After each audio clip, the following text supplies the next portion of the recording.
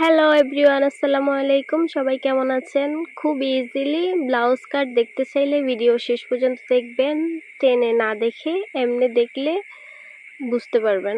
পুরো কাপড়টা থেকে আগে হাতাটা আলাদা করে নিলাম, তাহলে বাকি পুরো কাপড়টা আমি বডির জন্য নিতে সহজ হবে।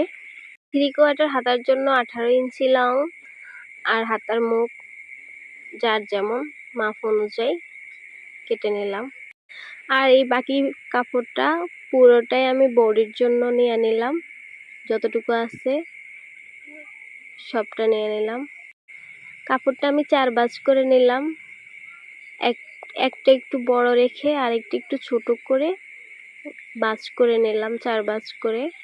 কারণ সামনের পাটটা একটু ছোট, মানে একটু বড় রাখতে হয়, আর পিছনের পাটটা একটু ছোট। এখানে গলার লং মাপ নিলাম 5 আর চওড়া নিলাম 2.5, গোল করে শেপ করে নিলাম। কাঁধ নিলাম 4।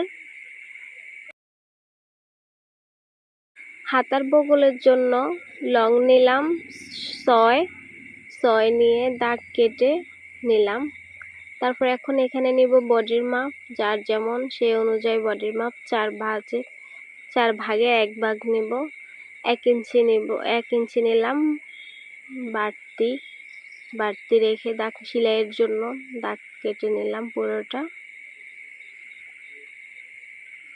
এখানে রাউন্ড শেপ দিলাম বগলের জন্য। এই তো পিছনের পাট ছোট করে কেটে সামনের পাটে একটু বড় করে কেটে নিতে হবে, তাই আমি শুধু পিছনের পাটটাই কাটলাম।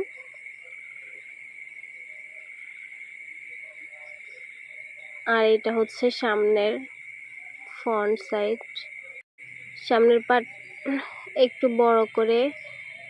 বড় রেখে কাটলাম, কারণ টিকিন দেওয়ার জন্য লাগবে। পিছনের পাটে 2টা টিকিন হবে, সামনের পাটে 4টা করে, 2 পাশে 6টা হবে। পিছনের পাটে 2টা টিকিন, সামনের পাটে 4টা।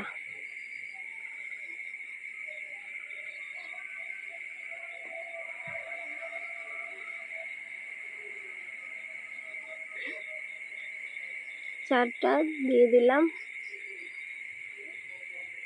এটার মধ্যে গলার জন্য আলাদা করে কাপড় কেটে নিচ্ছি।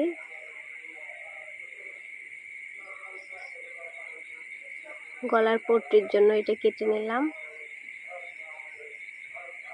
এই তো শেষ। আল্লাহ হাফেজ।